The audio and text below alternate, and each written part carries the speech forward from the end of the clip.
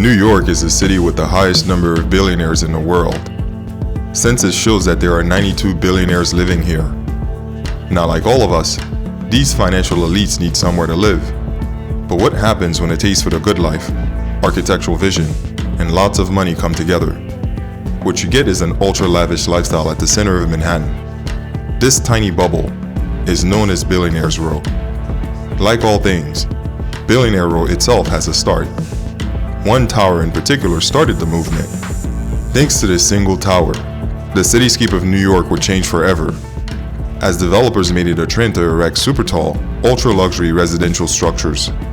Prime ministers, hedge fund managers, tech giants, they all want to live at the tower who started it all.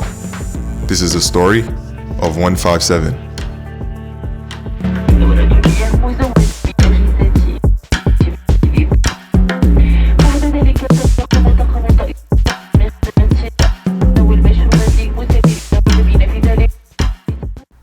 One57 is located on 57th Street and 7th Avenue in Manhattan.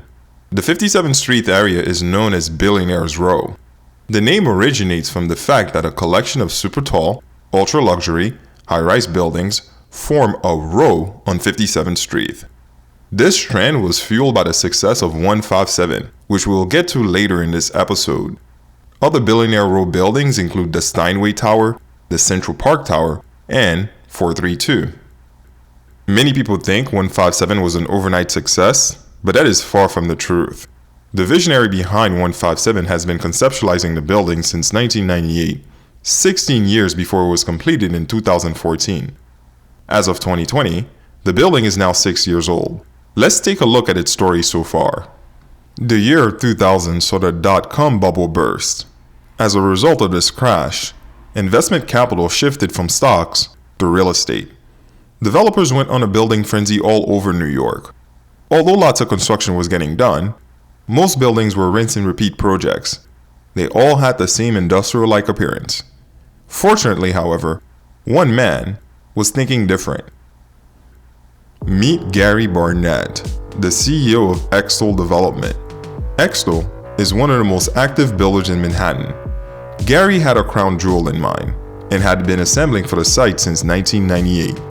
He had a vision of a super tall building that would be for residential purposes, a rather new concept at the time. Some of you may not know, but super tall is a term used for a building that is over 1,000 feet. Only a handful of buildings meet that criteria today, and prior to 157, they were all commercial. 157 would be the first of its type to be residential.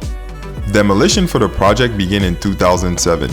7 buildings were demolished to make way for 157. Construction began in 2010, and like all endeavors, it ran into some bumps. Operations experienced hiccups from Hurricane Sandy, the partial collapse of a crane, a class action lawsuit, and a loading dock fire. Despite these bumps, 157 was completed in 2014, and the final product was breathtaking. Here are the specs. 157 has a height of 1,005 feet, making it a super tall skyscraper. The building uses dark and light glass on its exterior to create vertical stripes. Most obvious, however, 157 has a dark, sleek, ultra-modern appearance. The rippled canopies and its curved top is another signature. The building vividly stands out from the skyscrapers of Manhattan. The first 20 floors contain a Park Hyatt hotel. Above the 20th floor are the actual residences of 157. So if you know someone who says they live in that building but claim to occupy the 9th floor, they're lying. 157 have 92 condominiums in total. The units on the top 11 floors occupy the entire story. 157 residents also get to enjoy all the amenities of the Park Hyatt, such as the kitchen and room services. By May of 2014, hardly a month after its completion, the building was 75% sold. 157 became the city's most expensive building per square footage, with residences selling for an average of $5,629 per square foot. To give you some perspective, my current home is 1,700 square feet. If my home was priced at those rates, it would cost $9,569,300. Pure madness. 157 also set 2 records for selling New York City's most expensive residence. Michael Dell, founder of Dell Technologies, bought a penthouse there for $100 million in 2014. The hedge fund billionaire, Bill Ackman, bought a 75th floor duplex for $91 million a year later. This whopping success would start a trend amongst developers that would be known as Billionaires Row.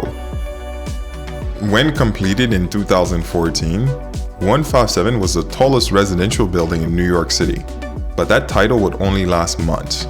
157 was surpassed by 432 Park Avenue, also on 57th Street, but with a height of 1,396 feet. As we speak, there are new, super tall, ultra-luxury buildings coming on 57th Street, such as the Steinway Tower at 1,428 feet.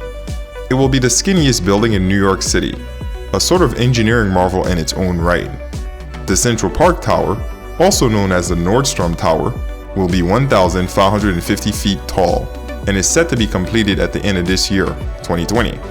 The Central Park Tower is actually quite special. Not only is it also developed by Extol, the same developers who built 157, but it is the tallest residential structure in the world. That's right, the world. New York City just keeps making history. The price of these condos are clearly in the millions, and the common charges will also be brutal. HOA run as high as $10,000 a month, and property taxes in some condos cost as much as $20,000 a month. While you may or may not be able to afford these gems, you can and should visit Billionaires Row to appreciate the architecture and engineering marvel of these buildings.